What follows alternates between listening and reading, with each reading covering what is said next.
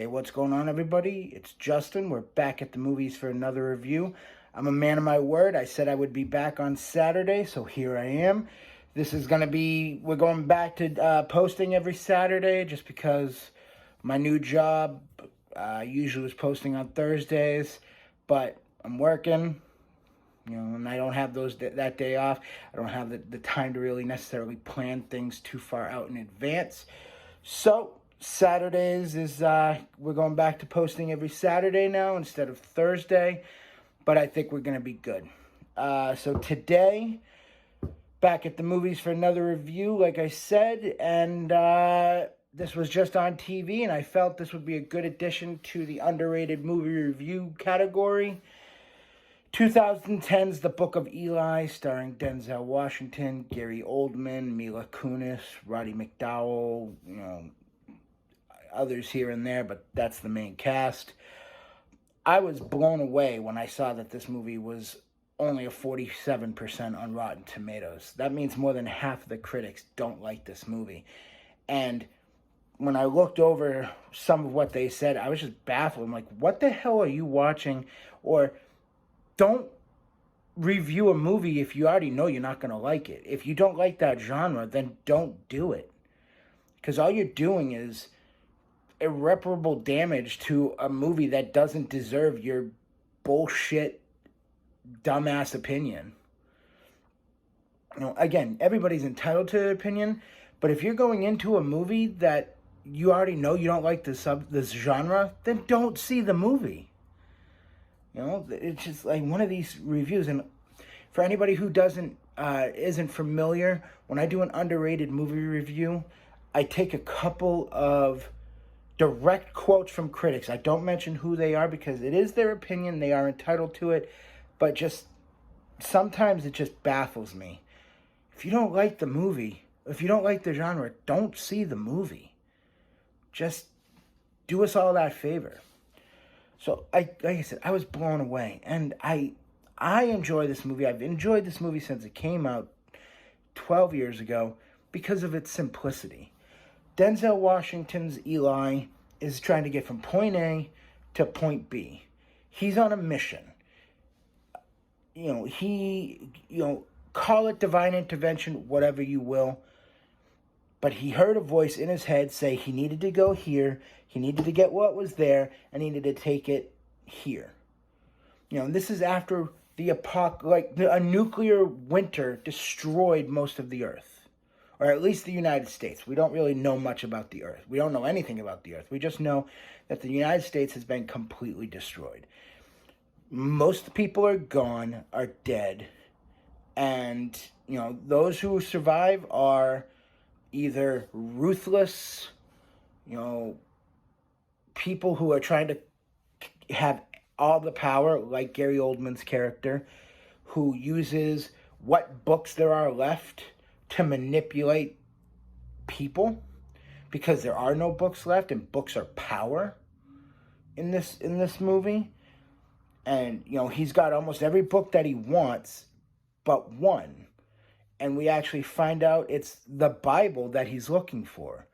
And the divine intervention part is Denzel Washington, we find out, is carrying a Bible. So the last act of the movie, the first two acts, it's really Denzel is a loner. He tries to be as standalone as other people in this time. There is no water. There is no soap. So most people are dirty. And he has such strong senses that he can sense these people. He can sense when people are lying to him.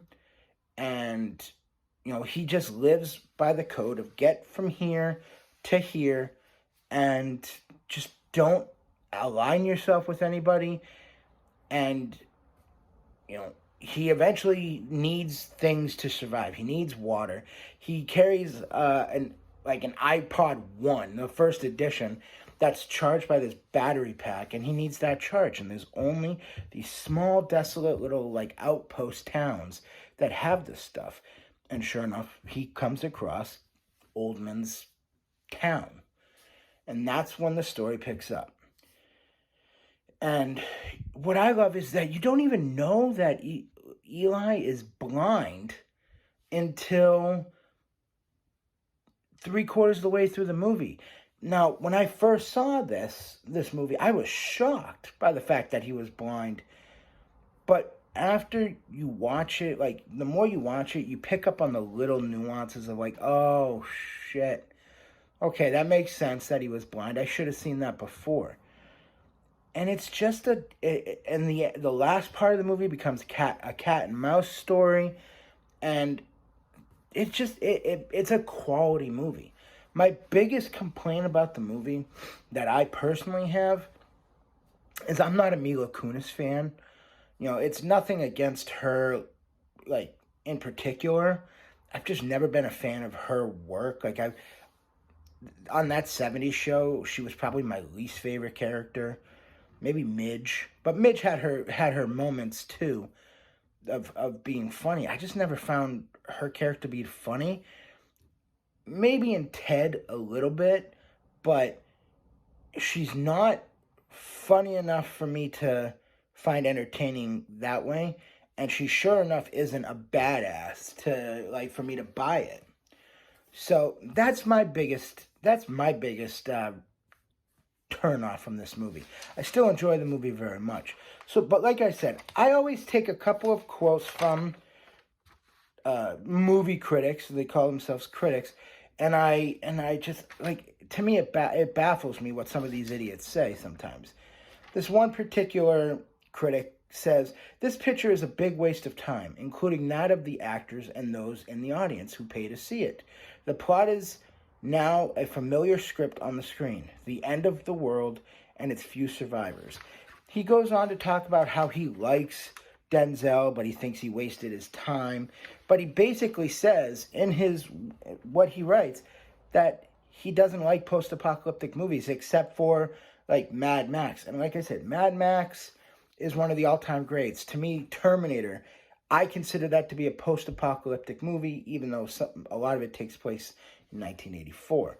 Those are, like, two of the standard bearers for post-apocalyptic movies. You could even consider, like, Blade Runner to be one of those movies. Those are the all-time greats. And I'm not saying this movie is one of those, but it's still an entertaining movie. This guy just doesn't like post-apocalyptic movies. So right off the bat, his opinion means nothing to me.